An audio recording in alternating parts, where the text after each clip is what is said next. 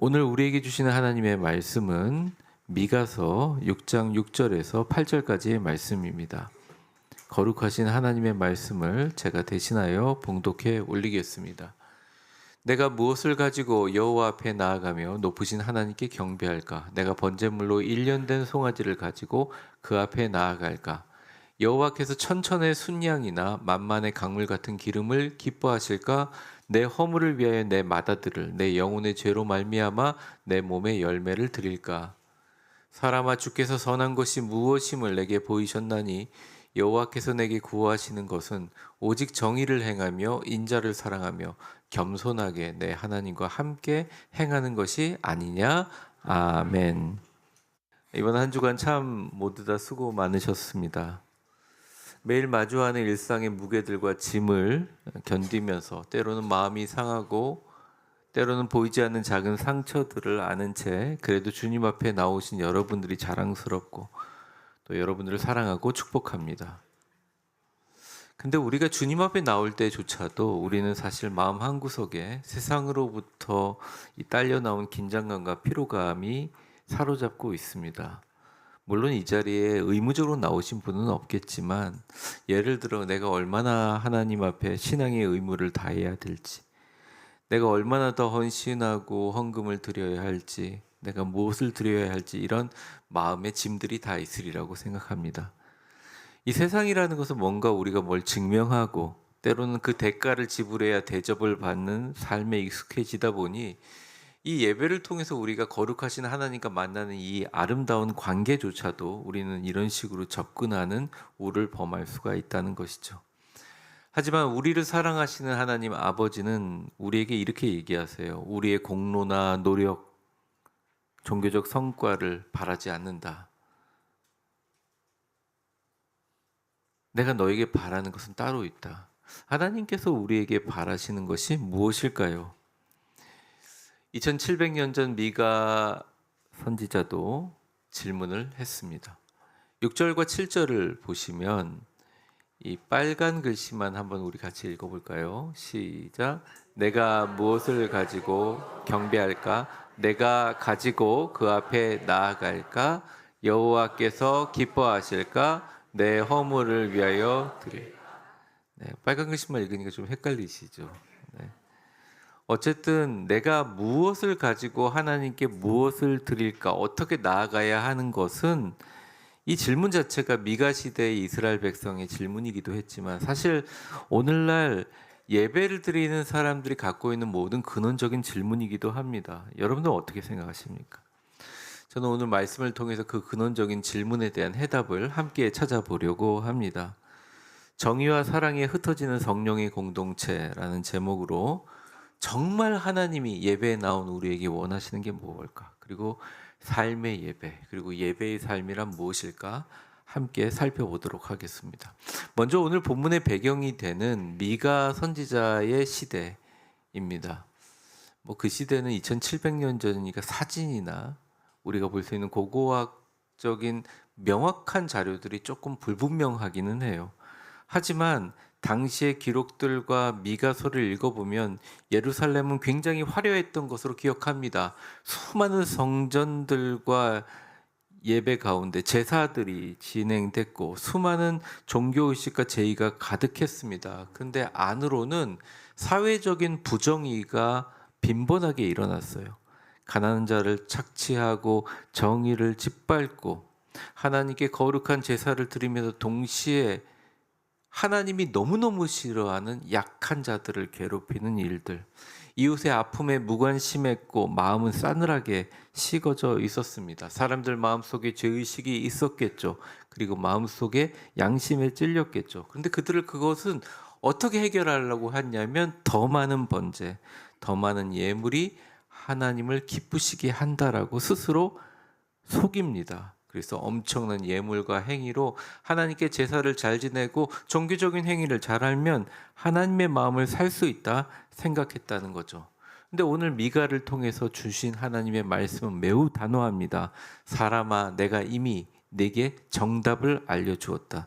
내가 원하는 것은 예물의 양이 아니라 그것은 바로 너희가 삶을 살아가는 의미와 가치다.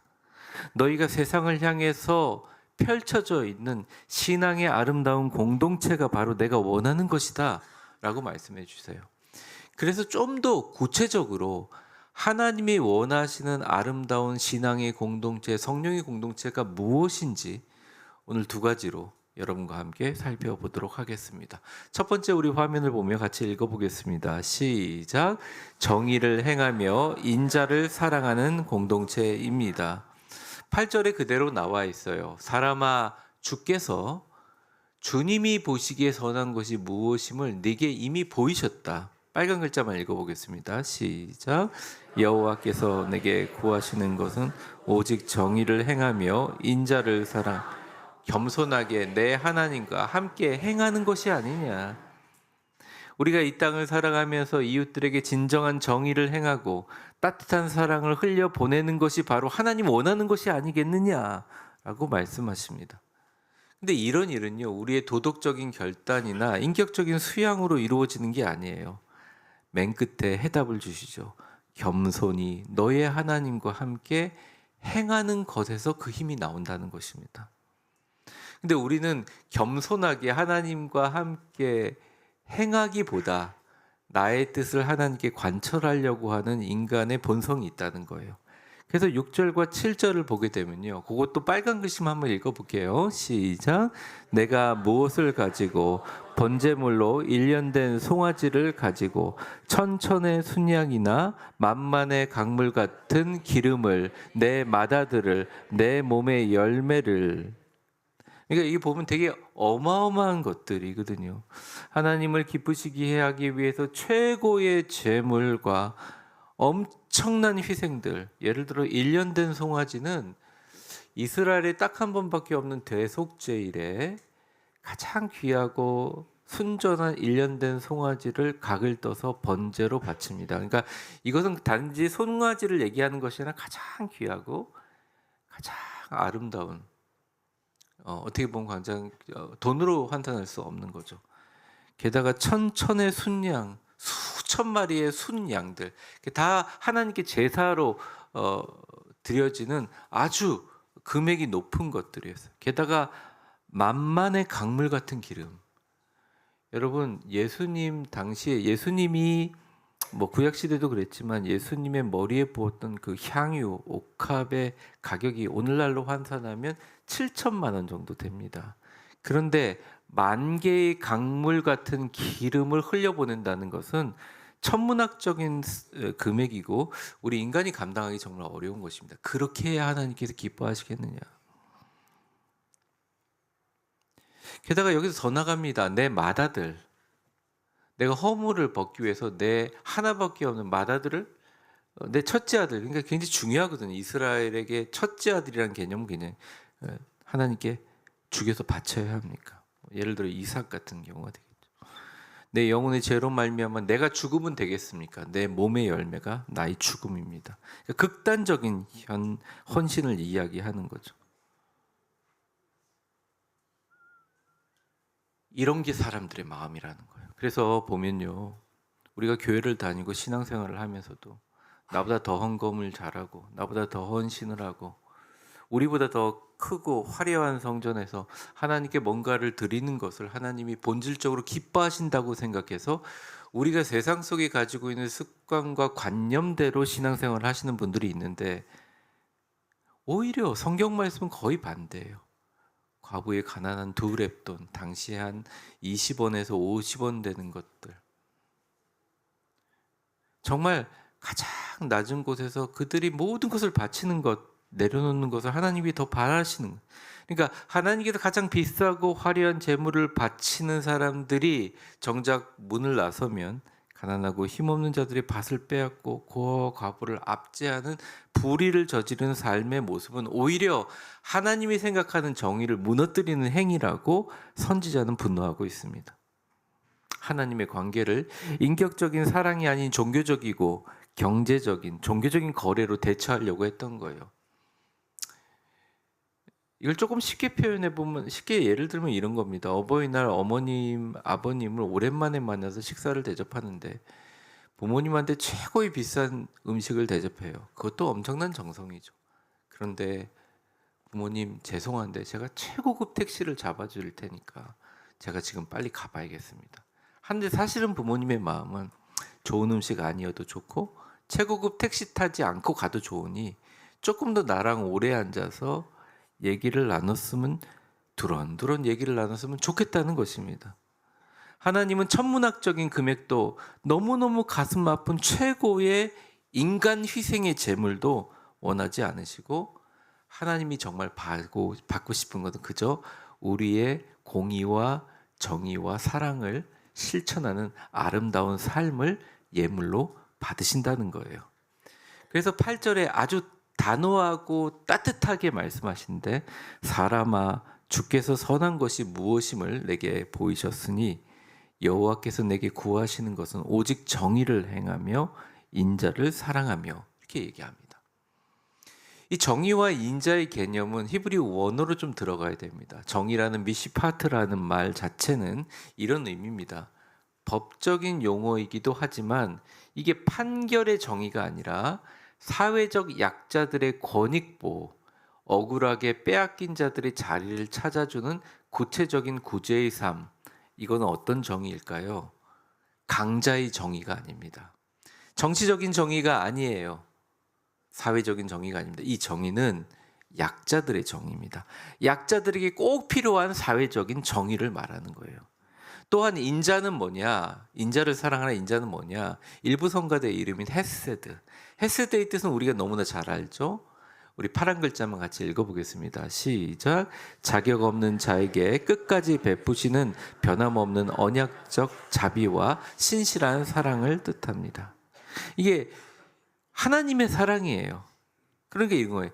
약자에게 정의를 행하고 하나님의 사랑을 실천하는 것을 가장 나는 원한다. 천천의 강물 같은 수많은 기름들, 순양들, 1년 된 송아지, 네 목숨, 네 아들 목숨 그런 거 바라는 게 아니라 진짜 이 정의와 이 사랑을 원한다. 근데 이 정의와 사랑이라는 단어도 너무 중요하지만 이 정의와 사랑이라는 단어를 움직이는 동사가 이 동사의 형태가 너무너무 중요해요. 8절을 한번 다시 보여주시면 정의를 행하며 인자를 사랑하며 하나님과 함께 행하는 것이다. 화면 내리지 마세요. 정의를 행한다는 이 행한다는 히브리어는 실천을 말합니다. 삶의 실천입니다. 그러니까 정의를 실제로 삶으로 실천하는 거예요. 인자를 사랑한다는 말은 겉이 아니라 가슴에서 우러나오는 헌신을 말합니다. 하나님의 사랑을 실천할 때 진짜 가슴으로 하는 거예요. 관계로 이렇게 서로 사회적 관계로 하는 게 아니라 그리고 또 하나님과 함께 행하는 것이 뭐냐? 이것은 히브리어로 끊임없이 소통하며 걸어가는 것을 얘기합니다. 그래서 표로 정리하면 이런데요. 잠깐 보여주세요. 정의를 삶으로 실천해라. 하나님의 사랑의 헤세드를 정말 애정에서 우러나오게 교회 안에 실천해라. 하나님과 동행하는 끊임없는 관계적인 걸음을 걸어라. 이게 바로 내려주세요. 정의와 사랑이 공존하는 공동체를 이야기합니다. 이걸 주님이 원하신다는 거예요. 근데 문제가 하나 있어요. 인간이 이 공동체를 만들기가 어렵다? 아니, 불가능하다는 것입니다. 예를 들어 사회나 정치나 교회나 다 마찬가지죠. 정의를 세우겠다고 칼을 빼들면 아무리 잘한다고 해도 곁에 있는 형제의 심장을 찌르는 차가운 정죄와 율법주의와 차별을 남길 수도 있습니다. 아무리 조심해도 사랑을 베푼다고 호의를 베풀면 혹이나 불의를 방조하는 타협과 무기력한 온정주의로 치달을 수도 있어요. 그래서 이걸 조율하기가 정말 어렵습니다. 정의와 사랑을 조율할 수 있는 공동체가 이 세상에 있느냐? 참 어렵다는 거예요. 근데 성령의 공동체 안에서는 정의와 사랑은 결코 두 개로 쪼개지지 않는다는 거예요. 왜냐하면 성령의 공동체 안에서는 그 중심을 잡아주는 십자가의 사랑이 있기 때문입니다. 우리의 죄를 철저하게 벌하고 구약시대의 제사처럼 어린 양의 피가 꼭 필요한 하나님의 우주적 공의의 정의는 죄의 대가는 반드시 사망이라는 법칙을 변할 수가 없어요. 이것은 하나님이 이 땅을 만들면서 만든 온전한 정의의 개념입니다. 그러나 그 무서운 심판을 죄인인 우리에게 쏟아붓지 아니하시고 자기가 너무너무 사랑하는 자기의 아들을 이 땅에 대신 피 흘려 죽게 하신 하나님의 설명할 수 없는 사랑, 절대적인 사랑이 있다는 거예요. 이러한 정의와 사랑이 정확하게 공존할 수 있는 곳이 어디냐? 십자가이고, 그 십자가 위에 흐르는 피 흐르는 곳, 십자가 그늘 밑에 정의와 사랑에 흩어지는 성령의 공동체가 존재할 수 있다는 것입니다. 십자가는 하나님의 무한한 정의와 처절한 사랑이 연결하는 교차로이며, 성령의 가장 큰 사역은 우리로 하여금 그 십자가의 의미를 받아들이는 것에서 넘어서 하나님의 칼 같은 공의와 하나님의 뜨거운 심장을 녹이는 사랑의 온기를 깨달아 우리 영혼이 완전히 거꾸로 틀어지는 것입니다. 쉽게 얘기하면 예수님을 닮아가는 것이에요. 그래서 사도 바울이 이렇게 찬양했습니다. 로마서 5장 8절. 우리가 아직 죄인 되었을 때, 빨간 글씨만 읽어볼게요. 시작. 그리스도께서 우리를 위하여 죽으심으로 하나님께서 우리에 대한 자기의 사랑을 확증하셨느니라. 이게 바로 십자가의 사랑, 하나님의 정의와 사랑의 개념입니다. 성령 안에서 그 십자가를 바라보면 하나님의 정의와 하나님의 사랑이 있다는 거예요. 그래서 우리가 하나님께 가장 원하는 공동체, 원하는 예배를 드리려면 우리 가슴속에 뭘 품어야 되느냐? 우리의 기준점이 뭐야 하느냐? 십자가라는 것입니다. 왜냐하면 십자가를 경험한 성도들은 더 이상 사람들을 정죄하거나 자기의 의의를 자랑하느라고 인생을 낭비하지 않습니다. 사람들을 돕는다고 하는 말이 칼이 될 수 있음을 그들은 알고 있어요. 내 평생의 자아를 십자가 제단 위에 조용히 못을 받고 내 안에 흘러 넘치고 여분의 십자가의 뜨거운 사랑으로 감격하여 내 이웃들을 정말 예수님 대하듯이 섬기기 시작합니다. 교회 안에서 형제를 대할 때, 자매를 대할 때, 내 아내와 남편을 마주할 때 십자가라는 렌즈를 끼고 정의와 사랑을 동시에 실천하는 그리스도의 편지의 인격으로 빚어지는 것, 그게 바로 성령이 하시는 가장 놀라운 사역입니다. 사람을 변화시키는 거예요. 사람의 갖고 있는 본성을 덮어버리는 성령의 위대한 새창조의 역사입니다. 근데 이럴 때 하나님이 그 모습의 삶의 모습을 천천의 강물 같은 기름보다 더 잘 받으신다, 더 기쁘게 받으신다는 거예요. 우리가 예배를 드리고 복음을 전하고 신앙인으로 산다는 것은 결국 한 문장으로 정리될 수 있습니다. 우리의 삶이 예배가 되고 우리의 예배가 삶이 되는 것입니다. 하나님이 바라시는 위대함은 오직 정의를 행하고 인자를 사랑하는 것. 우리가 때때로 넘어지고 힘들 때마다 성령님께서 우리를 도우셔서 십자가를 바라보게 하시고 그 가운데 무거운 주님이 지신 정의와 놀라운 하나님의 처절한 사랑을 보게 만드신다는 거예요. 혹시 이 자리에 오신 분들 중에서 세상이 비교하고 세상의 가치와 기준에 비해 내가 좀 뒤처지는 것 같은 마음의 모습을 가지고 계신 분들이 있시다면 내 삶이 지칠 때마다 이것을 꼭 기억하십시오. 하나님이 바라시는 위대함은 오직 정확하게 내 삶에서 십자가에 있는 하나님의 정의를 전하고 십자가에 달린 예수님처럼 하나님의 사랑으로 사람들을 사랑하는 것입니다. 그리고 바로 이 자리에 오신 여러분들이 바로 그 하나님의 사랑의 전달자가 되기를 주님은 원하고 계세요.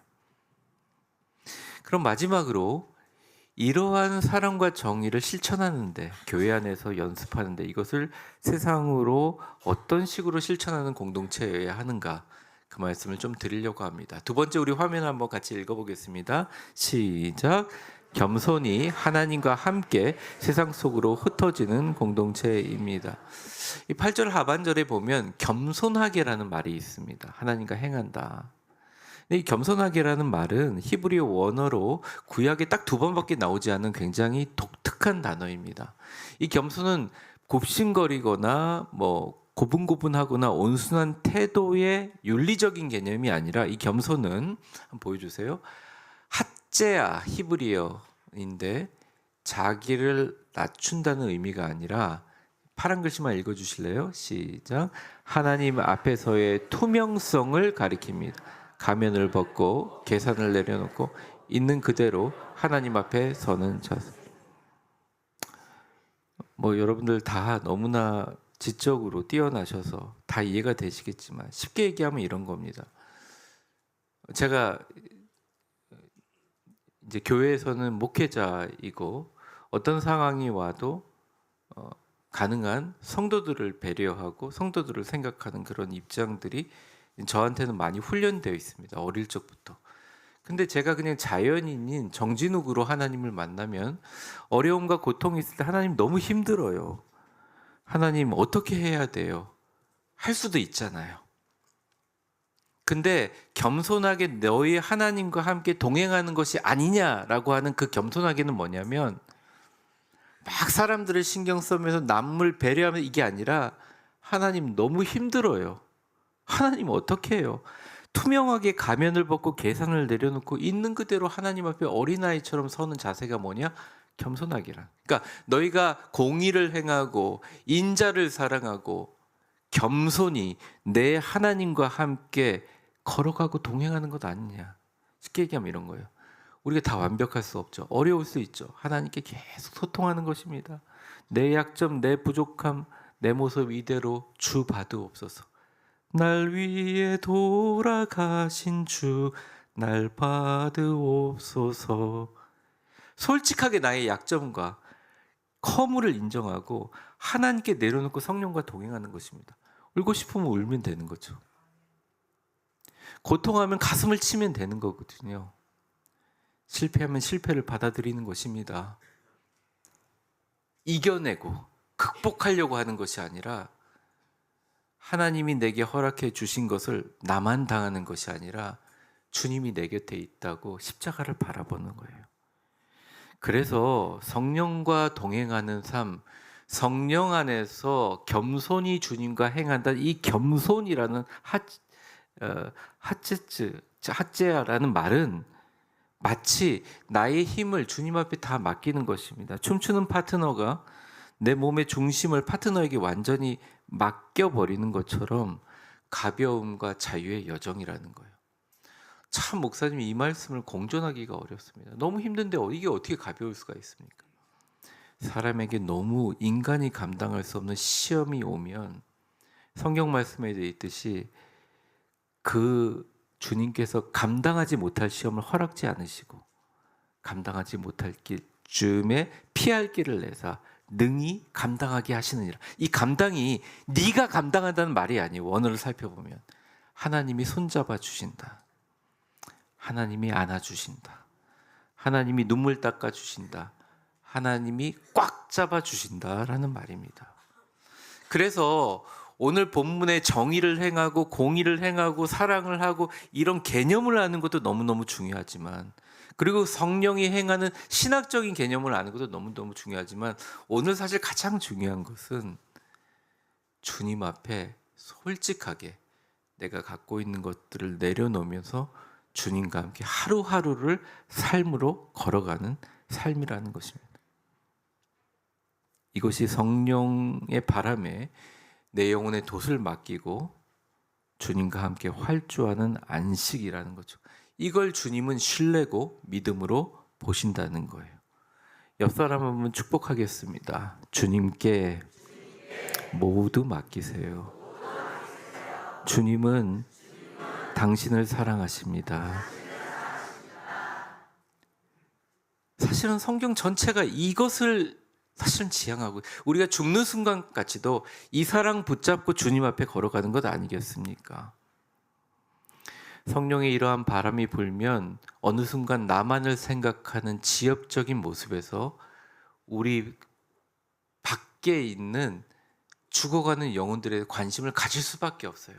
그래서 사랑과 정의가 충실하게 실행되면 이것이 여기서 멈추는 것이 아니라 흘러가게 됩니다. 흩어지게 됩니다. 7월에 치앙라이, 8월에 국내 선교가 있습니다. 근데 우리가 이거를 감당하기 전에 먼저 전제가 있어요. 그것은 바로 우리 위대한 교회 공동체 내부에서 지금까지는 어땠든 간에 먼저 사랑을 실천하고 정의를 실천하고 서로 감싸 안고 치유하는 위대한 역사가 일어나야 한다는 거죠. 공동체 안에 있는 형제와 자매의 아픔을 모른 채 하면서 교회 밖에 있는 소외된 이웃을 돕는다? 가능하지 않습니다. 셀 안에 서로를 향한 미움의 독을 내뿜으면서 치앙라이 땅끝에 있는 생명의 산소를 공급할 수 없다는 거예요. 선교지의 폭발적인 성령의 능력은 항상 내부에서 사랑과 정의의 응집력과 치유의 깊이에서부터 시작될 수 있다는 것입니다. 교회 안에서 뜨겁게 사랑하고 뜨겁게 서로의 상처를 아프게라도 치유할 때 그 치유된 사랑이 담장을 넘어 온 세상을 향한 위대한 파송력으로 치환되기 때문입니다. 바울은 골로새 교회를 사랑했어요. 그리고 골로새 교인들에게 부탁합니다.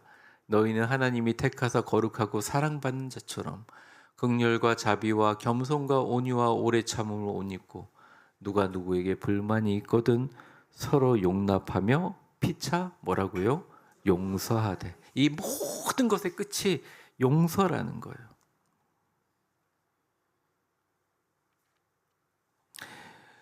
우리는 각자의 인생에 짐을 지고 있습니다.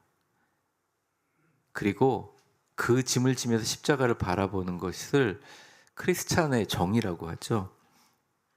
서로를 향해 십자가의 미시파트와 헤세드를 연습하고 치유해낼 때 우리의 거룩한 공동체 내부의 생명력은 담장을 넘어 치앙라이 지역사회 아니 온 세상을 가득 채우는 선교적인 동력이 될 것입니다. 세상이 말하는 위대함은 이런 위대함과 다르지만 우리 교회가 추구하는 위대함은 바로 그러한 것. 이런 정의와 사랑에 흩어지는 성령의 공동체가 우리 주님이 가장 기쁘시게 받으시는 우리의 삶의 예배이다. 말씀을 정리하겠습니다. 사람아, 주께서 선한 것이 무엇임을 내게 보이셨나니. 이미 2700년 전에 주님께서 정답을 말씀해 주셨어요. 우리가 정답을 모르는 게 아니에요. 어떻게 우리의 삶에 예배가 삶이 되고 삶이 예배가 되는지 정확하게 알려주셨습니다. 정리합니다. 하나님의 정의의 공동체입니다. 그 정의는 강한 자를 위한 정의가 아니라 약한 자를 위한 정의를 실천하는 공동체, 우리 위대한 교회가 되어야 합니다. 사랑의 공동체입니다. 그냥 인간적인 사랑이 아니라 십자가의 아들을 못 박으신 주님의 처절한 십자가의 사랑을 실천하는 공동체이어야 합니다. 그리고 그 정의와 사랑으로 흩어져 세상을 구원하는 공동체여야 합니다. 우리 힘으로는 할 수 없지만 성령 하나님은 모든 것이 가능합니다. 오늘 마지막 찬양으로 깊어진 삶을 주께 드리네란 찬양을 드립니다. 그 찬양의 가사에 보면 이런 게 있습니다. 매일 마주한 슬픔을 견뎌나가며 주 예수의 마음을 닮아간다. 이런 말이 있습니다. 사랑과 정의, 십자가에 자신의 모든 것을 던지신 주님의 마음을 닮아가는 것. 두렵지만 주님이 동행하시니 오늘 하루를 걸으며 주님의 자녀로 명예를 지켜나간다. 그리고 그 깊어지고 아름다운 삶을 주께 올려드린다. 이 가사입니다. 근데 사실은 이 가사의 완성은 성령님이 하십니다. 어떤 자들은 슬픔을 당하면 슬픔을 슬픔으로 이겨내려고 합니다. 더 큰 다른 사람들의 슬픔이라는 슬픔을 증폭시켜서 내 안에 있는 슬픔을 눈물로 쏟아내려고 합니다. 어떤 사람은 슬픔을 당하면 그냥 긍정적으로 살고 웃음으로 눌러버리거나 잊어버리거나 망각하며 이겨내려고 합니다. 아닙니다. 크리스찬들은 십자가를 바라보며 주님을 닮아가며 한 걸음 한 걸음 겸손히 주님께 정말 어린 아이가 와서 엄마 아빠한테 학교에 있었던 일 어릴 적에 우리 애들 다 그랬잖아요. 조잘조잘 얘기하는 것처럼 주님과 함께 걸어가는 것이 바로 크리스찬이라는 거예요. 선교도 중요하죠. 교회 부흥도 중요합니다. 우리가 갖고 있는 이상을 실천하는 것도 무척 중요합니다. 저는 한 가지도 소홀하지 않다고 생각합니다. 그런데 가장 중요한 것은 우리가 살아가는 그 인생 가운데 우리는 어떤 사람이어야 하는가? 우리 교회는 하나님 앞에 어떻게 보여져야 하는 교회인가? 우리의 예배는 하나님이 정말 받으시는 예배인가를 생각할 때 먼저 하나님의 십자가의 정의와 사랑으로 뜨겁게 서로 치유하시고 슬픔 당한 자와 함께 울어주시고 연약하며 넘어진 자들을 일으켜 주시고 그 치유되는 생명력을 가지고 온 세상에 피 묻은 십자가를 전하시기를 바랍니다. 그게 1년 된 송아지나 천천의 순양이나 만만의 기름보다, 아니 처절한 하나밖에 없는 마다들이나 자신의 몸을 하나님께 드리는 것보다 주님이 그 삶을 더 기쁘게 받으신다는 거예요.